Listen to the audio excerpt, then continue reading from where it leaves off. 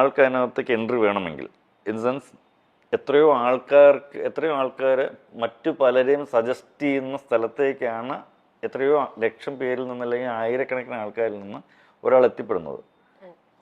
അവിടെ നിന്ന് നമ്മൾ വളരണം. നമ്മൾ ഈ കുറേ എണ്ണം പറഞ്ഞതിൽ നിന്ന് ഒരാളാകണം. അപ്പോഴാണ് നമ്മളിവിടെ ഉണ്ട് എന്ന് തീരുമാനിക്കാൻ പറ്റുള്ളൂ. സോ ഇറ്റ്സ് ഭയങ്കര റിസ്കി പരിപാടിയാണ്. ഇപ്പോഴും ആ ഒരു റിസ്കിനെസ് ഉണ്ടെന്നാണോ സാർ വിശ്വസിക്കുന്നത്?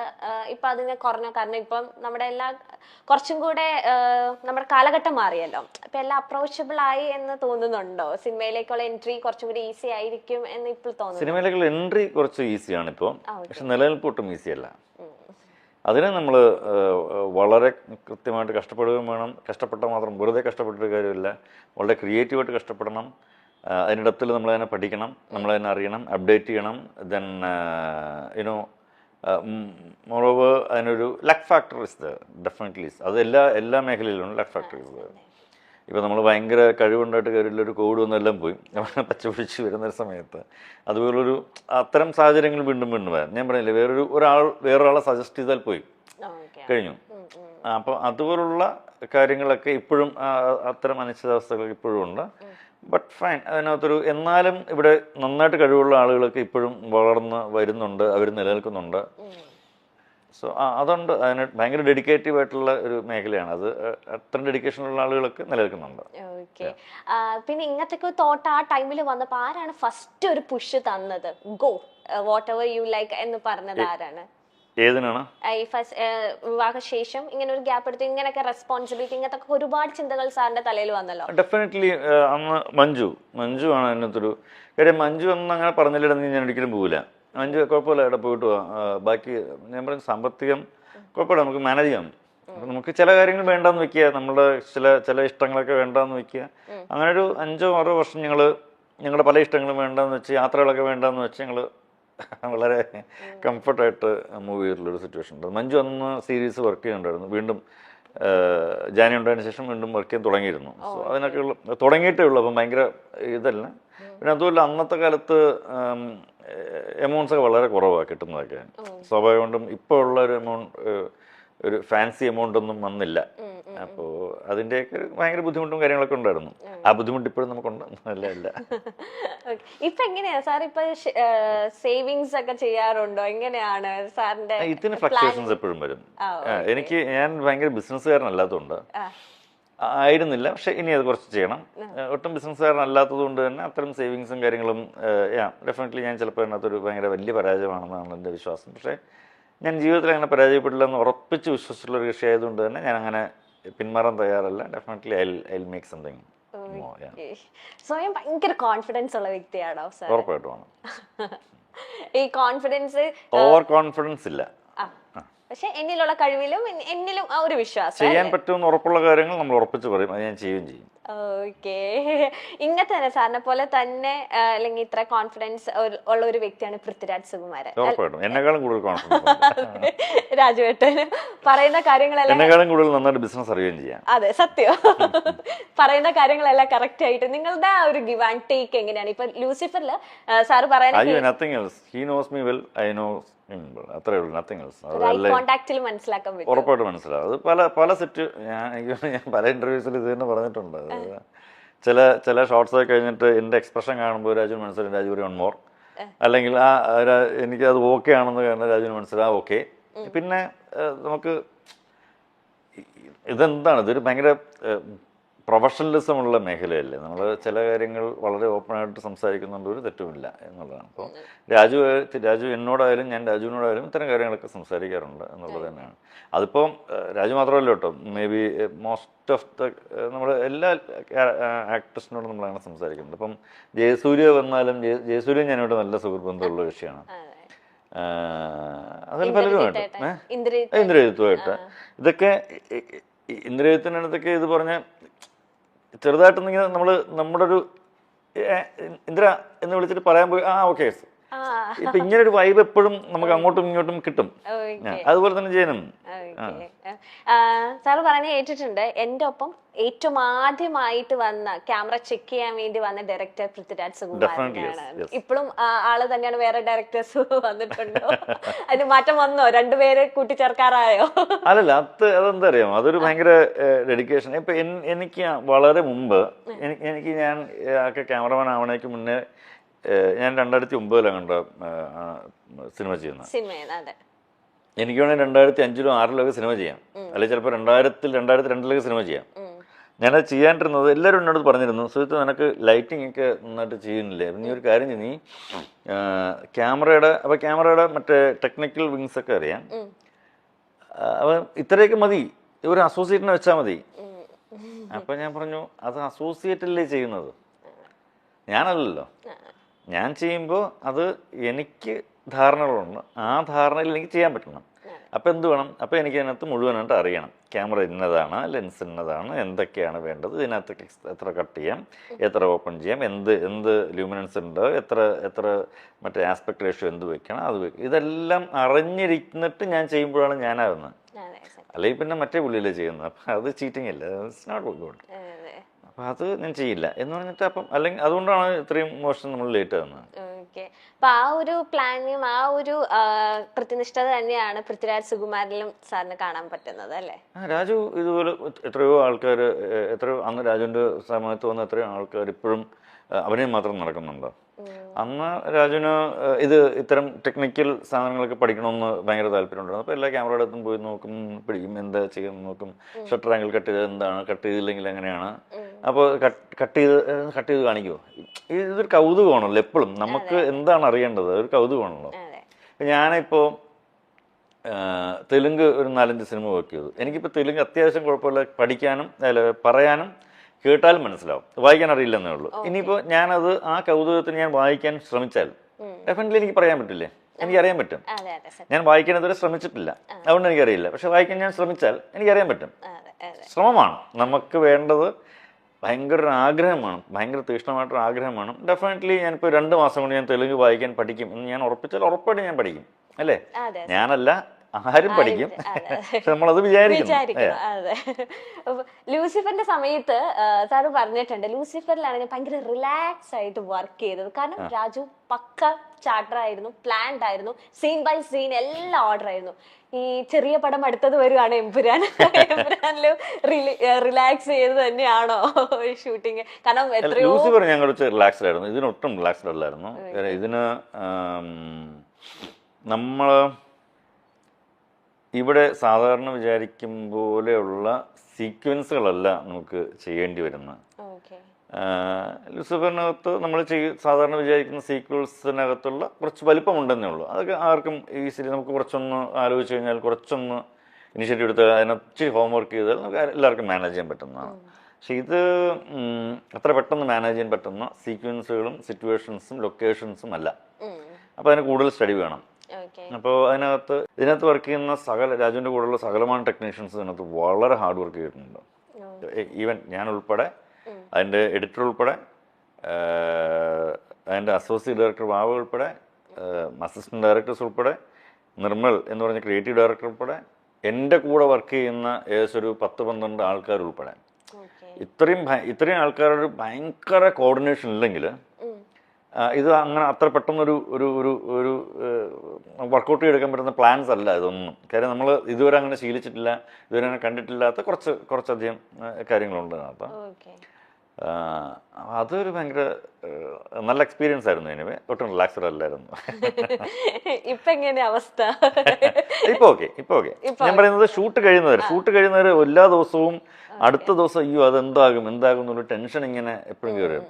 ഞാൻ ലൂസിഫർ കുറച്ച് റിലാക്സ്ഡ് ആയിരുന്നു എന്ന് പറഞ്ഞത് നമുക്ക് നമ്മുടെ കൺട്രോളിൽ നിൽക്കുന്നുള്ളതുകൊണ്ടാണ്. അങ്ങനെ റിലാക്സ് പറഞ്ഞാൽ ചില്ല് ചെയ്ത് ഷൂട്ട് ചെയ്തെന്നുള്ളതല്ല. അങ്ങനെ ഒരു നല്ല ടീം ഉള്ളത് കൊണ്ടാണ് അതിനെ എക്സിക്യൂട്ട് ചെയ്യാൻ പറ്റുന്നത്. ഓരോ പടത്തിലേക്കുള്ള സാറിന്റെ ഒരുക്കങ്ങൾ എങ്ങനെയാണ്? ഇപ്പൊ എമ്പുരാൻ, ഇപ്പൊ ലേറ്റസ്റ്റ് ഇപ്പൊ എമ്പുരാനിലാണ് വന്ന് നിൽക്കുന്നത്. അപ്പം എമ്പുരാന് തൊട്ട് മുന്നേ ഉള്ള എങ്ങനെയാണ് പ്രിപ്പറേഷൻസ് ആസ് എ സിനിമാറ്റോഗ്രാഫർ എന്ന നിലയിൽ എന്തൊക്കെ പ്രിപ്പറേഷൻസ് എടുക്കുക? ട്രേഡ് സീക്രട്ട് ആണ്, പറയണോ? കുറച്ച് പറഞ്ഞു, ഇവരൊക്കെ പഠിച്ചോട്ടെ. രഹസ്യമായിട്ട് പറഞ്ഞു കൊടുത്താൽ പോരെ. 2-3 മെയിൻ 2 പറയണ്ട, ബാക്കി 3 പറഞ്ഞു. ഒന്നുമില്ല, അതിൻ്റെ ആത്യന്തികമായിട്ട് എന്തുവാ, അത് നമുക്കൊരു സ്ക്രിപ്റ്റ് വായിക്കുമ്പോൾ ഇതിൻ്റെ വലിപ്പവും ഇതെങ്ങനെയാണ് ഷൂട്ട് ചെയ്യേണ്ടതെന്ന് അറിയാം. ദെൻ നമ്മളിതുവരെ ചെയ്തിട്ടില്ലാത്ത സംഗതിയാണെങ്കിൽ എങ്ങനെയാണ് മറ്റുള്ളവർ അത്തരം കാര്യങ്ങൾ അപ്രോച്ച് ചെയ്തിരിക്കുന്നത് പഠിക്കുക. ഇത് ഇഷ്ടംപോലെ ആൾക്കാരുടെ BTSും AC മാഗസിൻസും മറിച്ച് എല്ലാ പുസ്തകങ്ങളും ഇപ്പം നമുക്ക് അവൈലബിൾ ആണ്.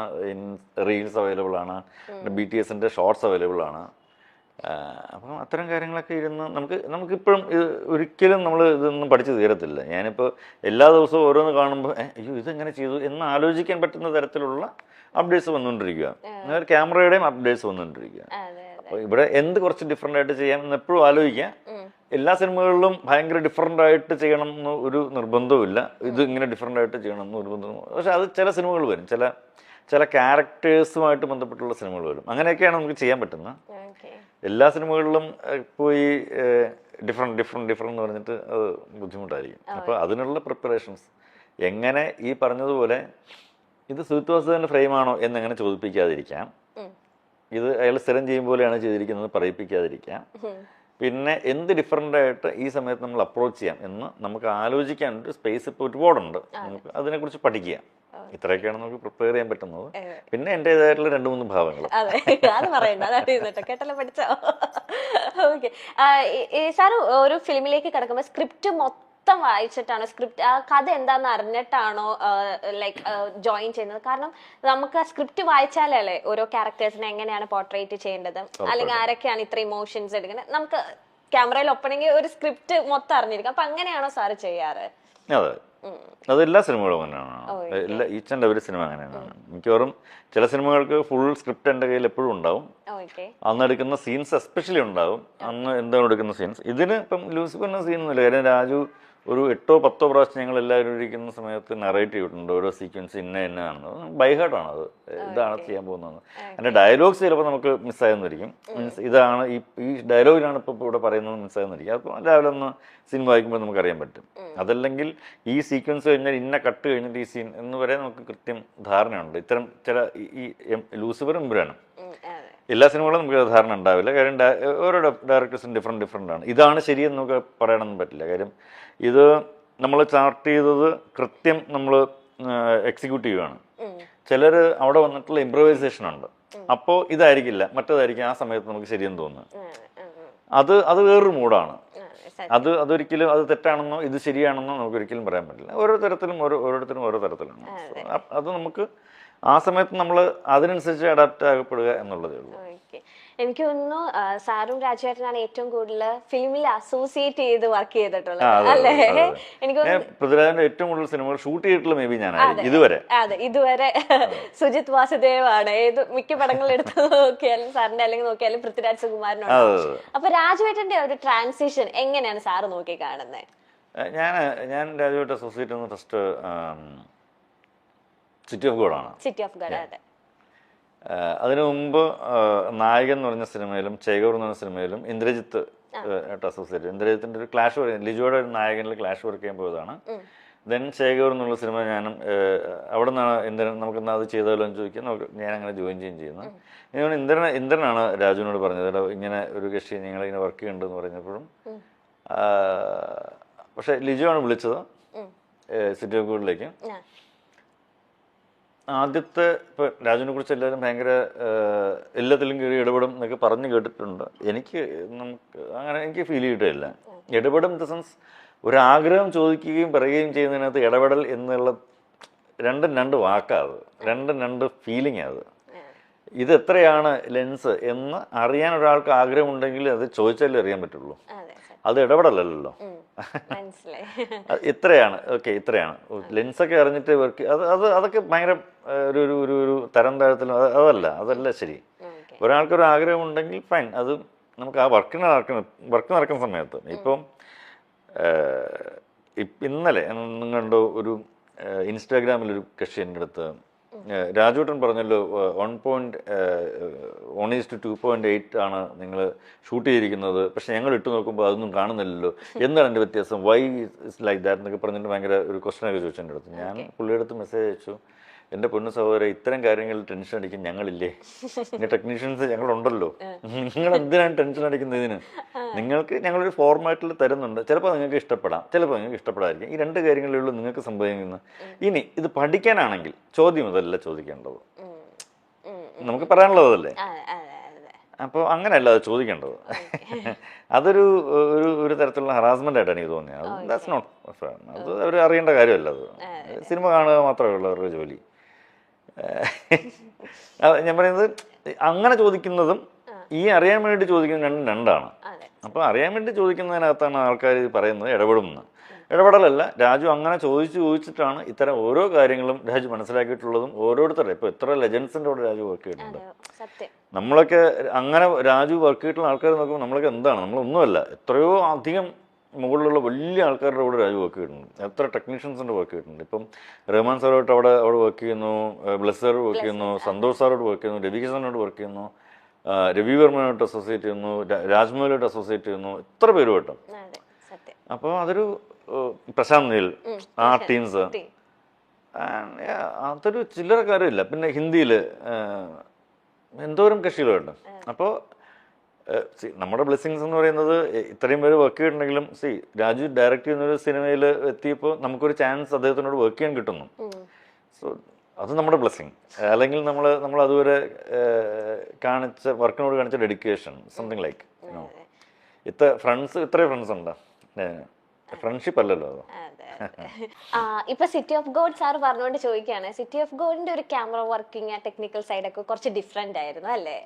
അപ്പം ആ ഒരു ടൈമില് അങ്ങനെ പ്രഷർക്ക് ഉൾക്കൊള്ളാൻ പറ്റിയില്ലെങ്കിലും പിന്നീട് അത് എല്ലാം ഉൾക്കൊണ്ട് ഒരു അടിപൊളി ക്യാമറ ടെക്നിക്കിലേക്ക് മാറിയത്. അന്ന് സിറ്റി ഓഫ് ഗോഡിന്റെ സമയത്ത് ലിജോയുടെ ഒരു പ്രത്യേക ഇതായിരുന്നു, നമുക്ക് ഒട്ടും അതായത് സ്റ്റാറ്റിക്കായിട്ട് ഫ്രെയിംസേ വേണ്ട. സ്റ്റാറ്റിക്കായിട്ട് ആ ക്യാരക്ടർ സെറ്റിലാകുന്ന 3 ക്യാരക്ടേഴ്സിൻ്റെ കഥ അവർ സെറ്റിലാകുന്ന സമയത്ത് മാത്രം ആ സ്റ്റാറ്റിക്സ് മതി. അതെല്ലാം ക്യാമറ സ്റ്റാറ്റിക് ആകുന്ന പരിപാടിയേ വേണ്ട, എല്ലാം ഹാൻഡ് ഹോൾഡ് നമുക്ക് ചെയ്യാമോ. അപ്പം ഞാനന്ന് ന്യൂസിനൊക്കെ വേണ്ടിയിട്ട് സ്റ്റുഡിയോസിലൊക്കെ ന്യൂസ് കൊടുക്കുക, നമ്മുടെ ന്യൂസ് കൊടുക്കും. അപ്പം ന്യൂസിനൊക്കെ വേണ്ടിയിട്ട് ഞാൻ സിംഗർഷിപ്പൊക്കെ ആയിട്ട് ഓടി നടത്തുന്നുള്ള സമയമുണ്ട്. ക്യാമറ എടുത്ത് മറ്റ് പല സാധനങ്ങളും സാധനങ്ങളൊക്കെ ഷൂട്ട് ചെയ്യാൻ ഓടി എന്നുള്ള പരിചയമുണ്ട്. അപ്പോൾ എനിക്കത് ഈസി ആയിരുന്നു ചെയ്യാൻ. അന്ന് ഇന്നത്തെ കാലത്ത് ഇന്നിപ്പോൾ ഉള്ളതുപോലുള്ള മറ്റ് റിക്സോ കാര്യങ്ങളോ ഇല്ല. ഇന്നിപ്പോൾ ഈസിലി പറയാൻ പറ്റുന്നത് ദാറ്റ് ഒരു ഫ്രഞ്ച് മൂവി, നെറ്റ്ഫ്ലിക്സിൽ വന്നൊരു ഫ്രഞ്ച് മൂവി ഇല്ലേ, അഥീന എന്ന് പറഞ്ഞിട്ടുണ്ട്.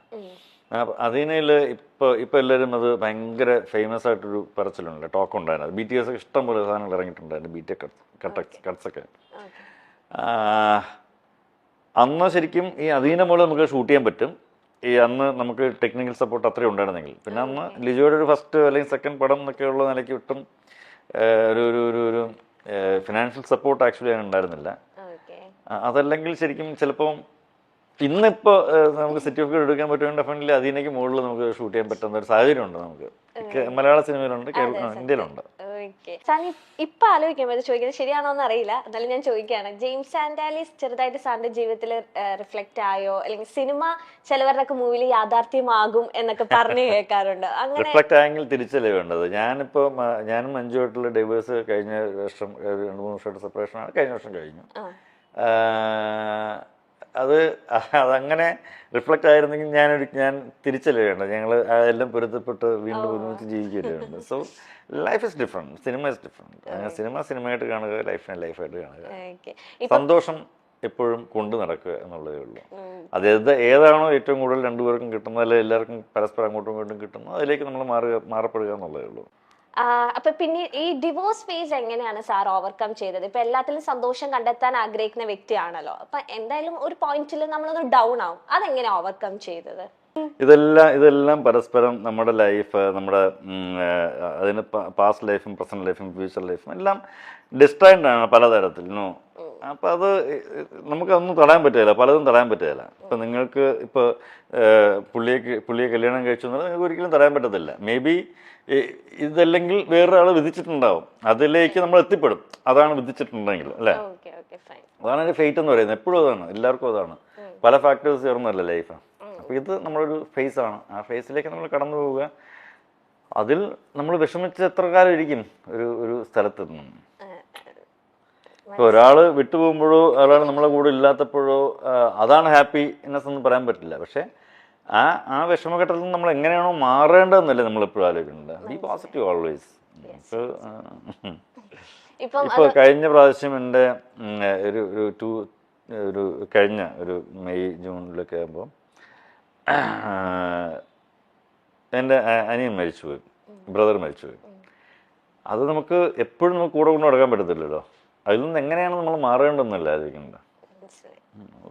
അപ്പോൾ അച്ഛനായാലും അമ്മയായാലും അങ്ങനൊരു ലോസ് എന്ന് പറയുന്നത് അവർക്ക് സഹിക്കാൻ പറ്റുന്നതല്ല. പക്ഷെ അവർക്ക് മാറിയല്ലേ പറ്റുള്ളൂ. അതിൽ എങ്ങനെയാണ് മാറേണ്ടത്, അപ്പോൾ എവിടെയാണ് നമുക്ക് സന്തോഷം കൂടുതലുള്ളത് കണ്ടെത്തേണ്ടത്. മനസ്സിലായി. ഇപ്പൊ ഫാമിലിയുടെ കാര്യം പറഞ്ഞപ്പോഴാണ് സാറ് പറഞ്ഞിട്ടുണ്ട്, എന്ത് നല്ല കാര്യം നടന്നാലും അതൊരു ഫിലിം ആയിക്കോട്ടെ, ജീവിതത്തിൽ എന്ത് നടന്നാലും ഞാൻ വിളിക്കുന്ന കുറച്ച് പേരുണ്ട്. അച്ഛൻ, അമ്മ, ചെറിയച്ഛൻ, ചെറിയമ്മ. ഇവരോട് വിളിച്ചിട്ട് ഒന്ന് തലയില് ഒന്ന് വെക്കുക, ഒന്ന് അനുഗ്രഹിക്കണം എന്ന് ഫോൺ ചെയ്ത് എപ്പോഴും പറയുന്നത് എല്ലാ കാലത്തും പറയാറുണ്ട്. ഇപ്പോഴും അത് തന്നെ ഫോളോ ചെയ്യാറുണ്ട്. ഞാൻ ദൈവമേ എന്ന് വിളിക്കുന്നതിനേക്കാളും കൂടുതൽ മേ ബി അവര് അങ്ങനെ തന്നെ ആയിരിക്കും മനസ്സിലെപ്പോഴും ഓർക്കുക. ഈ അച്ഛൻ അധികം സംസാരിക്കില്ലാത്ത കൂട്ടത്തിലാണോ സാറായിട്ട് അധികം? അല്ല, ഞാനായിട്ട് മാത്രമല്ല, അച്ഛൻ കഥകളി, ചെണ്ട, തായമ്പക പെർക്കഷനിസ്റ്റാണ്, ചെണ്ടിസ്റ്റാണ്. അപ്പോൾ അതിനെക്കുറിച്ച് എന്ത് ചോദിച്ചാലും അച്ഛൻ ഭാരതോടെ സംസാരിക്കും, ഇപ്പോഴും സംസാരിക്കും. പക്ഷെ ബാക്കി എന്ത് ചോദിച്ചാലും അച്ഛൻ ആണോ, ഓക്കെ, ശരി എന്നൊക്കെ പറയുന്ന ചെറിയ പരിപാടികൾ. പക്ഷെ അച്ഛനായിട്ട് ഒരു ബെസ്റ്റ് മെമ്മറി ഇല്ലേ ജെയിംസ് ആൻഡ് ആലിയസിന്റെ സമയത്ത്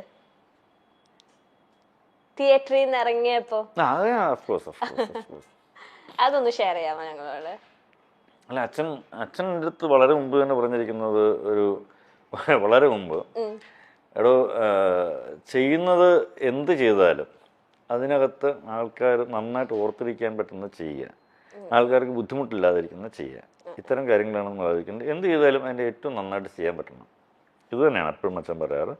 അന്നും അത് കഴിഞ്ഞിട്ട് എപ്പോഴും. അപ്പം അച്ഛൻ എന്നെ ഒരു സിനിമാറ്റോഗ്രാഫറായിട്ട് അംഗീകരിച്ചത് തന്നെ എനിക്കൊരു സ്റ്റേറ്റ് അവാർഡ് കിട്ടി കഴിഞ്ഞതിന് ശേഷമാണ് അമ്മയൊക്കെ അംഗീകരിക്കുന്നത്. അതുവരെ എന്നോട് ചോദിച്ചുകൊണ്ടിരുന്നത് വല്ല പണിക്കും പോക്കൂടെ എന്നൊക്കെയാണ്. അപ്പോൾ എന്താണ് ഇത്രയൊക്കെ ആയിട്ടും എന്താണ് ലേറ്റ് ആകുന്നത്, ഇങ്ങനെയൊക്കെയാണോ ലൈഫ് ഉണ്ടാക്കേണ്ടത്, എന്നോട് അന്നേ പറഞ്ഞാൽ നന്നായിട്ട് പഠിക്കാൻ ബാങ്കിലൊക്കെ ജോലി ചെയ്തുകൂടായിരുന്നോ എന്നൊക്കെ ചോദിക്കുന്നൊരു രണ്ട് വ്യക്തിത്വങ്ങളായിരുന്നു അത്. സ്റ്റേറ്റ് അവാർഡ് കിട്ടിയപ്പോൾ ഇത് കൊള്ളാതെ പരിപാടി എന്നൊക്കെ പിന്നെ അങ്ങനെ ഒരു ജഡ്ജ്മെന്റിലേക്ക് വന്നു. സിനിമ കണ്ടപ്പോൾ അച്ഛൻ്റെ കയ്യിൽ ഇങ്ങനെ വളരെ മുറുക്കി ഇങ്ങനെ പിടിച്ചു, കുറച്ചനെ പിടിച്ചു. കൊള്ളാം, നന്നായിട്ടുണ്ട് പരിപാടി. അപ്പൊ അതൊരു നമുക്കൊരു ഭയങ്കര പിന്നെ എന്തൊക്കെ പറഞ്ഞിട്ടുണ്ട്. പക്ഷേ ഫൈൻ, ഇതാണ് എൻ്റെ ഏറ്റവും നല്ല മെമ്മറി ആയിട്ട് എൻ്റെ മനസ്സിലെപ്പോഴും ഉള്ളത്. ഒരു നല്ലൊരു മെമ്മറിയിൽ സൂക്ഷിക്കാൻ പറ്റുന്ന അല്ലേ? നമ്മളൊരു സ്ക്രിപ്റ്റ്, ഒരു സബ്ജക്റ്റ് കേൾക്കുമ്പോൾ അതിനകത്ത് നമ്മളൊരു ഡെഡിക്കേറ്റീവ് ആയിട്ട് നമ്മൾ ഹോംവർക്ക് ചെയ്യണം. ആ ഹോംവർക്ക് അതിനകത്തുണ്ടായിരുന്നു കൃത്യമായിട്ടും. എസ്രയ്ക്ക് ഹോംവർക്ക് ഉണ്ടെന്ന് എന്താണ് അത് തന്നെ ഞാൻ പണ്ട് മുതൽ കണ്ട് ശീലിച്ച കുറേ സംഗതികൾ എന്നെ എഫക്റ്റ് ചെയ്തിട്ടുണ്ട്.